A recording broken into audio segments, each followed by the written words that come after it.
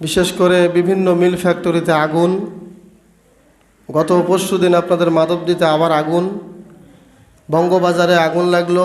বিশেষ করে ইতিহাসের পাতায় স্বর্ণাক্ষরে লেখা থাকবে মাইলস্টোন স্কুল অ্যান্ড কলেজের ঘটনা।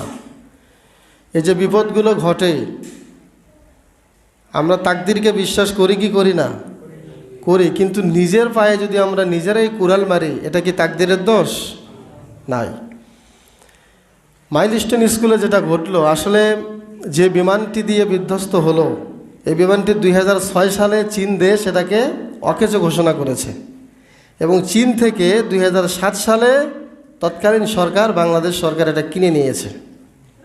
চীন যেটাকে নাকচ করেছে, চীন যেটাকে রিস্ক বলে থামিয়ে দিয়েছে, আমাদের বাংলাদেশের সরকাররা সেগুলো কিনে নিয়ে আসে বাংলাদেশে মারার জন্য, বাংলাদেশের মানুষকে খতম করার জন্য। আর প্রশিক্ষণ একটা জনবস্তির উপরে এইভাবে হওয়ার কোনো নীতিমালা নাই।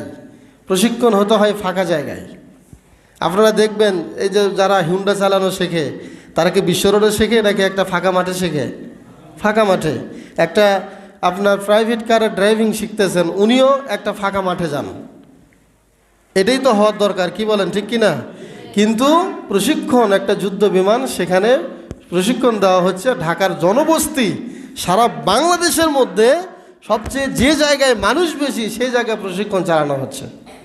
এটা কি আল্লাহর দোষ? আল্লাহ আমাদের তাকদিরে লিখেছিলেন? জি না। আল্লাহ বলেছেন, মা আসাবাকা মিন হাসানাতিন ফামিন আল্লাহ ওয়া মা আসাবাকা মিন সাইয়্যাতিন ফামিন নাফসিক। যেটা ভালো আসে এটা আল্লাহর পক্ষ থেকে আসে, আর খারাপ যেটা হয় এটা তোমাদের নিজের নাফসের কারণে হয়, এটা আল্লাহর পক্ষ থেকে আসে না। বলেন সুবহানাল্লাহ। তো এই বিপদে আমাদের করণীয় কি, এই সম্পর্কে আমি আপনাদের সামনে আলোচনা করব। শুরুতেই আমাদের শরীরের দুইটি রূপ আছে, একটা হচ্ছে প্রকাশ্য রূপ আর একটা হচ্ছে গোপনীয় রূপ। প্রকাশ্য রূপ হচ্ছে যেমন আপনারা আমাকে দেখতেছেন, আমি আপনাদেরকে দেখছি, আপনাদের চেহারা, আপনাদের চোখ, আপনাদের নখ, আপনাদের হাত পা, শরীরের দেহ অবকাঠামো সব দেখা যাচ্ছে, এটা একটা রূপ। আরেকটা রূপ হলো মানুষের ভেতরে রাগ, হিংসা, মানুষের দুর্নাম করা এবং বিপদে সবুর করা, এগুলো কি ভেতরের জিনিস, এগুলো দেখা যায় না। কিছু আংশিক চেহারায় প্রকাশ পায়, কিন্তু বোঝা যায় না এই লোকটার ভেতরে কি আছে। একমাত্র মনের খবর, ভেতরের খবর কে জানেন? আল্লাহ। তো ভেতরের যতগুলো রূপ আছে তার মধ্যে একটা রূপ হচ্ছে সবর করা, ধৈর্য ধারণ করা।